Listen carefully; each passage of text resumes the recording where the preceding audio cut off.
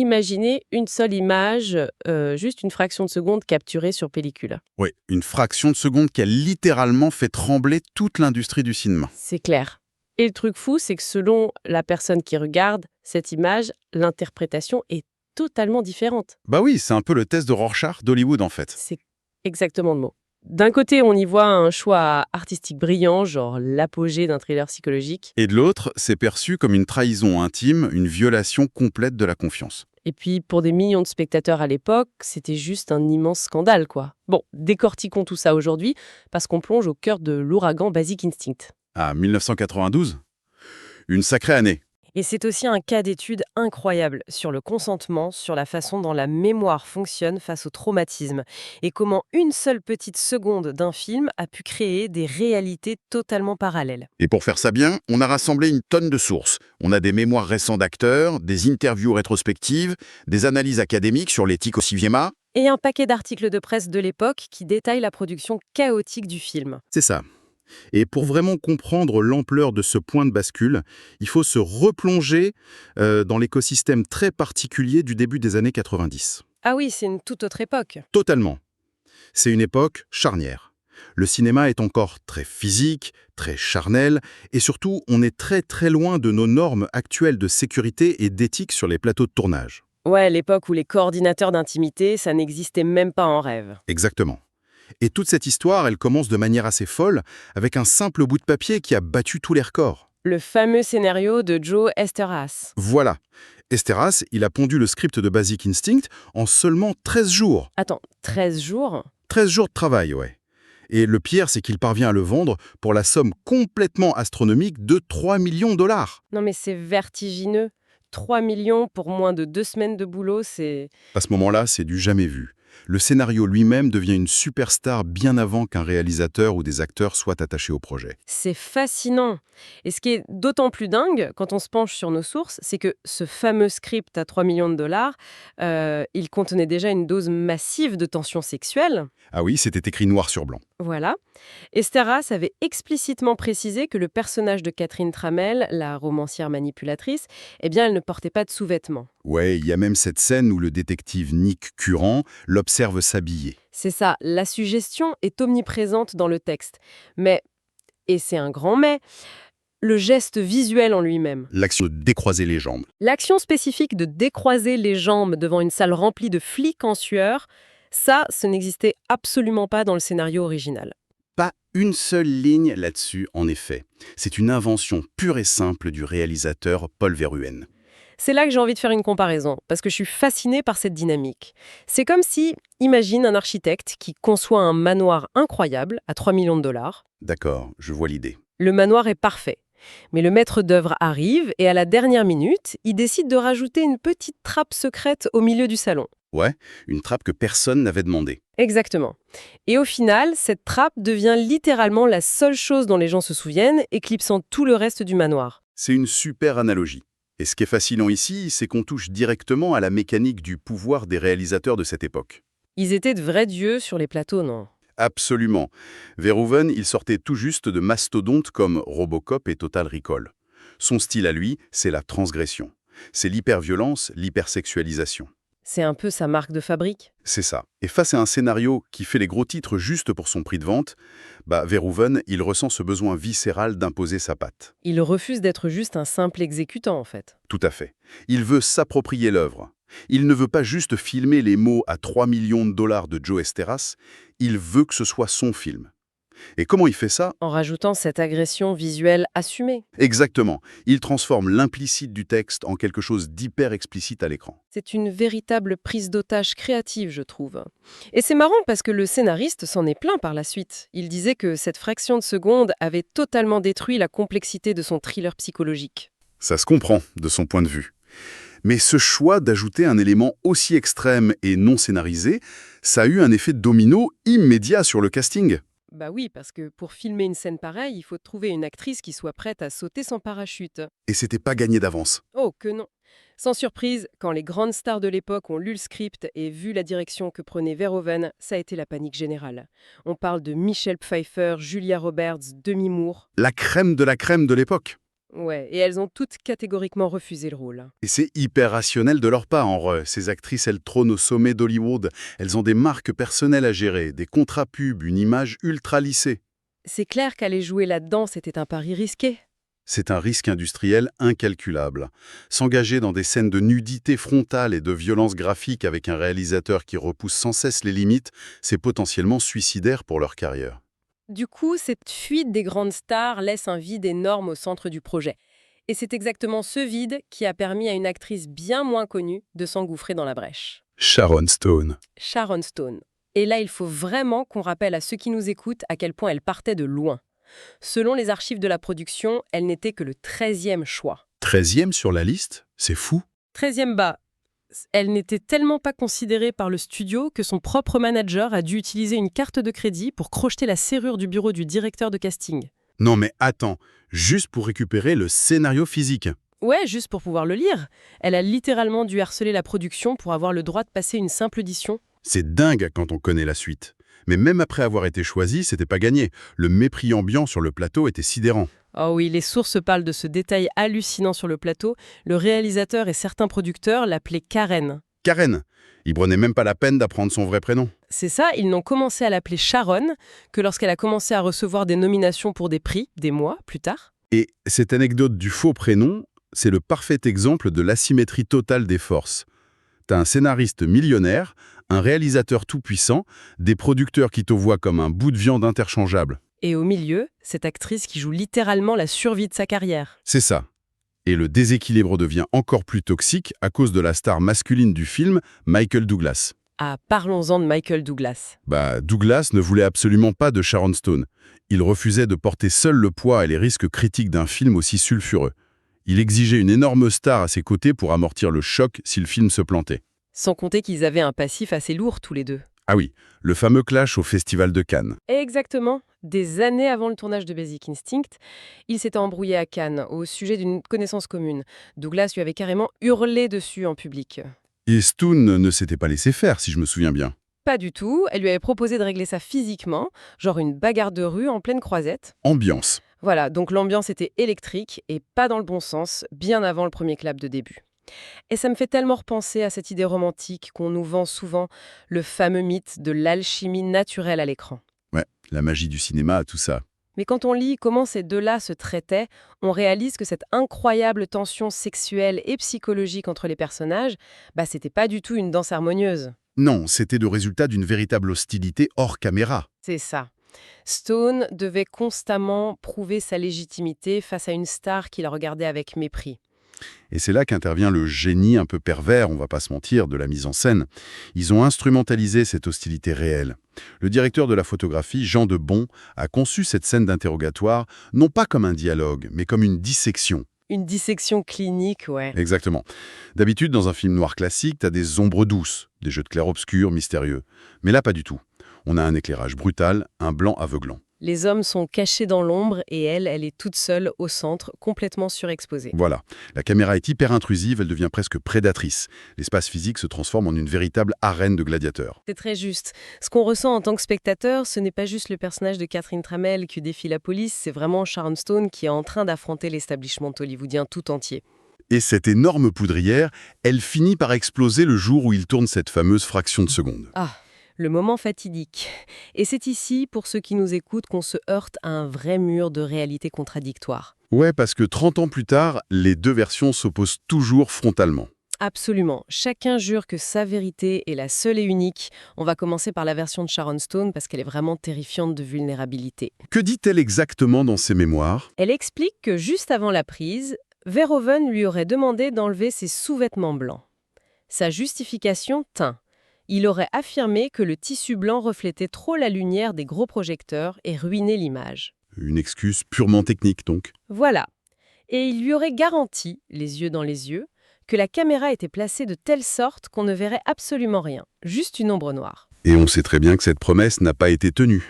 Et la confiance de Stone vole en éclats lors de la première projection du montage final. C'est l'un des passages les plus durs à lire. Elle ne découvre pas ça toute seule dans son coin. Elle le découvre lors d'une projection dans une salle remplie d'avocats, d'agents et de cadres du studio. J'imagine même pas le choc, l'humiliation publique, une violence inouïe, Selon son récit, elle se lève immédiatement, traverse la salle, entre dans la cabine de projection et gifle Paul Verhoeven en plein visage. Bam! La réaction instinctive. Direct. Ensuite, elle sort, elle appelle son avocat, le redoutable Marty Singer, et lui, il lui confirme qu'elle détient un pouvoir énorme. Ouais, le syndicat des acteurs, la Screen Actors Guild, l'a protégée. Exactement. Et comme le film risquait déjà une classification X à cause de sa violence et de son érotisme, elle avait littéralement le pouvoir légal de faire bloquer la sortie en salle, le doigt sur le bouton nucléaire. Mais bon, de l'autre côté du ring, on a Paul Verhoeven. Et sa version est diamétralement opposée. Il conteste presque tout, non? Il rejette l'histoire en bloc, il nie catégoriquement la gifle dans la cabine de projection, et surtout, il nie l'histoire de la tromperie sur l'éclairage et les sous-vêtements blancs. Alors d'où viendrait l'idée de la scène, selon lui? Selon Verhoeven, ça remonte à sa jeunesse. Quand il était étudiante à l'université de Leiden, il connaissait une étudiante qui s'amusait à faire exactement ça, décroiser les jambes sans sous-vêtements dans des soirées mondaines pour choquer tout le monde. Une provocation assumée, en somme. C'est ça. Quand on lui faisait la remarque, elle répondait cyniquement que c'était justement le but recherché. Et Verhoeven affirme avoir raconté cette anecdote à Stone lors d'un dîner bien avant le tournage. Et selon lui, elle aurait accepté. Oui, il dit qu'elle aurait adoré l'idée et qu'elle aurait elle-même décidé de l'intégrer au personnage. Pour lui, il était techniquement impossible qu'elle ne sache pas ce qui allait se retrouver sur la pellicule. On est vraiment face à deux narrations qui s'excluent mutuellement, c'est parole contre parole. Totalement. Mais il y a un élément clé que les sources académiques soulèvent. Un mécanisme technique souvent oublié qui pourrait expliquer comment ces deux réalités ont pu coexister sur le plateau. Le fameux moniteur de retour vidéo? Exactement, le vidéo assist. Faut bien comprendre qu'au début des années 90, cette technologie, elle est vraiment balbutiante. On parle d'un petit écran cathodique ridicule. Ouais, qui reçoit un vieux signal analogique. Un signal de très basse résolution, souvent en noir et blanc, et bourré de parasites. C'était fait pour que le réalisateur vérifie le cadre global, pas pour examiner des détails anatomiques millimétriques. Tu signes en pensant que c'est bon? Tu signes, mais des mois plus tard, ce même contrat est affiché en très haute définition sur un écran géant en plein Times Square, et là, toutes les petites clauses illisibles te sautent au visage. C'est une excellente façon de le formuler. Ça pose une vraie question. Comment peut-on parler de consentement éclairé quand la technologie de l'époque agit comme un brouilleur de réalité? Impossible d'avoir un consentement parfait dans ces conditions. Sur son petit écran granuleux du plateau, elle a très probablement vu uniquement cette ombre que Verhoeven lui avait promise. Mais la pellicule 35 mm, Ah, la pellicule de cinéma, elle ne pardonne rien. elle capte tout. La lumière, les détails, la réalité crue. Ce décalage technologique a créé un piège éthique redoutable. Le gouffre entre l'intention et le résultat final est immense. Et face à ce résultat inaltérable imprimé sur la pellicule, la résolution du conflit ne s'est finalement pas jouée devant les tribunaux. Non, ça s'est réglé par un pragmatisme assez froid de la part de l'actrice. C'est ça, Sharon Stone, bien qu'elle avait la possibilité légale de bloquer le film, a pris du recul. Après réflexion, elle a fait le choix délibéré de laisser la scène. Elle a une citation très forte là-dessus dans les sources. Oui, elle a expliqué avoir pris cette décision, et je cite, « en tant que réalisatrice et non en tant que fille dans le film ». C'est puissant de dire ça. Elle a mis de côté l'humiliation personnelle pour reconnaître une réalité purement narrative. Elle savait que cette image glaçante servait magistralement le personnage de Catherine Tramell. Ça cristallisait ce pouvoir absolu qu'elle exerçait sur tous les hommes présents dans la pièce. Elle a choisi l'art au détriment de sa propre tranquillité d'esprit, en fait. Et le monde entier a vu le résultat. Basic Instinct a généré 353 millions de dollars au box-office mondial. Un véritable raz-de-marée culturel. Ça a défini la décennie et inauguré l'âge d'or des thrillers érotiques. Et ça a marché malgré des protestations immenses. Oui, il faut mentionner que des groupes d'activistes ont manifesté contre le film à sa sortie. Tout à fait. Des groupes comme Queer Nation ou JAD ont dénoncé avec virulence le film.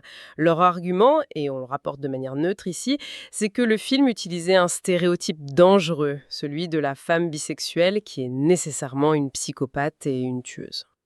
C'était une critique très présente et ça a déclenché beaucoup de débats de société. Et malgré tout ça, le studio a empoché des millions. Verhoeven a confirmé son statut de provocateur génial, mais le prix payé par la femme au centre de l'image, lui, a été absolument dévastateur. Le corps garde toujours la trace du stress extrême. Toujours. La pression psychologique d'incarner un prédateur aussi sombre, combinée à la violence inouïe de la controverse publique, ça a complètement brisé sa santé. Elle raconte avoir souffert d'épisodes de somnambulisme sévère. J'ai lu ça, c'est terrifiant. Elle se réveillait en pleine nuit. Se réveillait entièrement habillée, assise au volant de sa voiture dans son garage fermé. Non mais imagine l'angoisse. Et le rejet ne venait pas seulement de son subconscient, il venait aussi de l'industrie même qu'elle venait d'enrichir de centaines de millions de dollars. La cérémonie des Golden Globes de 93 en est la preuve parfaite. Ah, ce moment-là. Quand son nom a été prononcé parmi les nominés, une grande partie de la salle s'est mise à rire ouvertement et à la huer. Des rires et des huées de la part de ses propres pairs. C'est d'une hypocrisie folle, tu trouves pas? C'est affligeant. L'industrie d'Hollywood se gave des profits générés par la transgression, mais au moment de célébrer le travail titanesque qu'il faut pour jouer ça de manière crédible, on crache sur l'actrice. Mais pourquoi il rit? C'est de l'inconfort. Sûrement de l'inconfort, oui, mais surtout, ils refusent de voir la performance technique. Pour eux, ce n'est plus du jeu. Ils ont confondu l'actrice avec le monstre qu'elle a créé à l'écran. Et cette confusion tragique entre la fiction et la réalité, le pire, c'est qu'elle ne s'est pas arrêtée aux portes de la cérémonie des Golden Globes. Elle l'a suivie jusque dans les tribunaux de la famille. C'est de loin l'aspect le plus sombre, le plus révoltant de ce dossier. On avance en 2004, donc plus d'une décennie après la sortie du film. Ouais, plus de 10 ans plus tard. Elle se retrouve dans une rude bataille judiciaire pour la garde de son fils adoptif, Ryan. Et dans la salle d'audience, le juge utilise directement le personnage de Catherine Tramell comme une arme contre elle. C'est lunaire. Le magistrat a demandé à ce jeune enfant s'il savait que sa mère faisait, et je cite les documents du tribunal, des films sexuels. Waouh. La ligne de démarcation entre une performance artistique pour laquelle elle a été primée et sa capacité d'être mère a été totalement effacée par le système judiciaire. C'est terrifiant. Un juge, qui est censé représenter la loi et l'objectivité la plus totale, regarde une femme et ne voit qu'une tueuse psychopathe. Et les conséquences ont été dramatiques. Elle a perdu la garde principale de son fils à cause de ça. Et le chagrin, le stress, la pression de cette injustice ont été tels qu'elle a fait une grave crise cardiaque. Elle a fini aux soins intensifs. Aux soins intensifs à la clinique Mayo avec de sévères arythmies. C'est vraiment là qu'on réalise la brutalité de ce double standard. C'est implacable. On consomme l'image, on glorifie le film culte, le studio s'en met plein les poches, mais c'est la femme, toute seule, qui encaisse la facture pénale et médicale de cette transgression. C'est pour ça que l'histoire de cette scène démontre à quel point la création d'une image puissante échappe totalement à ceux qui la fabriquent. C'est plus qu'une simple anecdote de tournage. Bien plus, c'est un document historique, un cas d'école monumental. Ça cristallise la façon dont une société entière punit les femmes qui osent incarner la part d'ombre que cette même société réclame à corps et à cri dans ses divertissements. C'est l'effondrement complet de la frontière entre l'œuvre et l'artiste. Et tout ça a été grandement facilité par le manque cruel de protection sur les plateaux de l'époque. C'est évident. Et justement, avant de clôturer notre discussion d'aujourd'hui, il y a un dernier détail dans toutes nos sources qui me fascine profondément et qui nous ramène à la technologie de cette époque. Tu penses à quoi? On a beaucoup parlé du brouillard du moniteur analogique sur le plateau, mais il y a une autre machine qui a absolument tout changé, Ouais. le magnétoscope grand public. Ah, la révolution de la VHS. Exactement. Basic Instinct sort pile au moment où la cassette VHS envahit les foyers du monde entier. Et l'invention de la touche pause sur la télécommande, ça a été une révolution silencieuse incroyable. C'est vrai que ça changeait tout le rapport au film. Pour la première fois dans l'histoire, le spectateur lambda avait le pouvoir d'arrêter le temps à volonté, de figer une image en mouvement comme ça dans l'intimité de son salon. Il prenait le contrôle du montage, d'une certaine manière. Et pour ceux qui nous écoutent, posez-vous la question. Est-ce que ce simple bouton en plastique qui permettait à des millions de personnes d'isoler et de repasser en boucle cette fraction de seconde spécifique n'a pas fondamentalement transformé la consommation du cinéma ? C'est une excellente réflexion. On est passé d'un visionnage passif en salle, où l'image t'échappe, à un acte de surveillance active et surtout non consensuel de l'interprète. Comment la simple apparition de la touche pause a-t-elle secrètement transformé le spectateur en voyeur ? C'est une idée qui donne le vertige. La technologie redéfinit l'éthique de la consommation. Totalement. C'est sur cette pensée provocatrice qu'on va s'arrêter pour aujourd'hui. Un immense merci de nous avoir accompagnés dans cette plongée fascinante au cœur de la machine hollywoodienne et de ses zones d'ombre. Merci à tous, c'était passionnant. Gardez l'œil ouvert et on se retrouve la prochaine fois pour une nouvelle exploration.